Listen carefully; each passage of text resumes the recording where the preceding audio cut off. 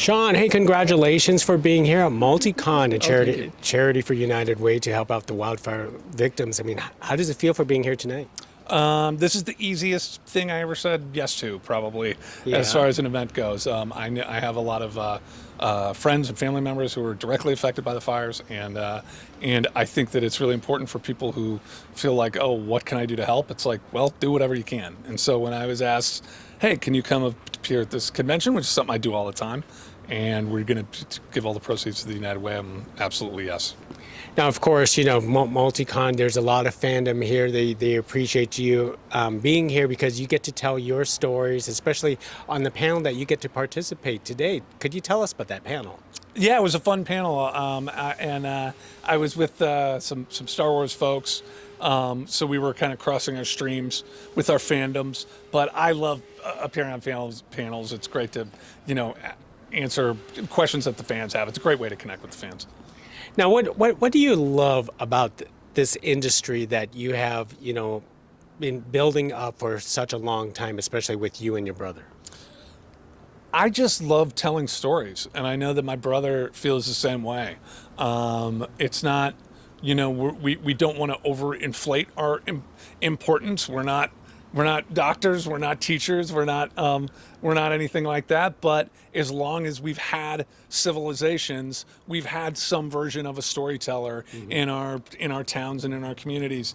And I just love being a part of that. And it's always the story is always the thing. So it doesn't matter if it takes place in outer space or in an alternate world or right here on Earth. It's I love it.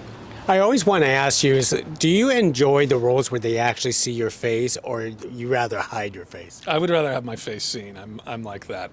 I like them both. And the way that the industry is now, there's so many different types of roles, and there's stuff on green screen, and there's CGI characters. So as an actor, I go where the work is, and so if that's where the work is, I'm by God, I'm going to do it, and I'm gonna give it my all. But yeah, no, I like having my face seen, of course.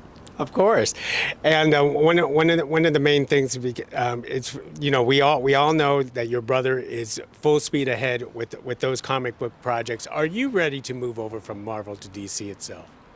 Yeah, I mean, I have been, and I don't think that it's kind of like what I was saying about telling stories. I don't think they have to be in conflict with one another, Like, I like doing both. I think the fans win when both Marvel and DC are great.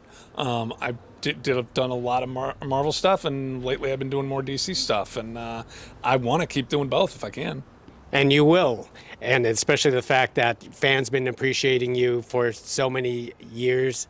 And I mean, what do you say about the fan appreciation that they keep on going to these events, watching you on screen for year after year, project after project? I'm very, very grateful, and I mean that sincerely.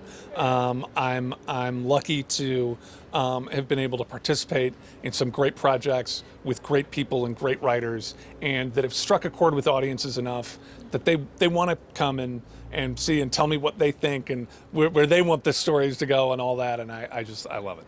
Well said. Hey, I really appreciate it. And I'm just curious, do you miss that Rocket Raccoon performance? Because every time I see those behind the scenes, it looks uncomfortable. And I figured you don't want to do that again. Well, I turned 50 this past year, and I think that my legs are happy that I think I'm retired from playing Rocket on set, because it started to get a little tricky. But I'm so glad I did everything I did.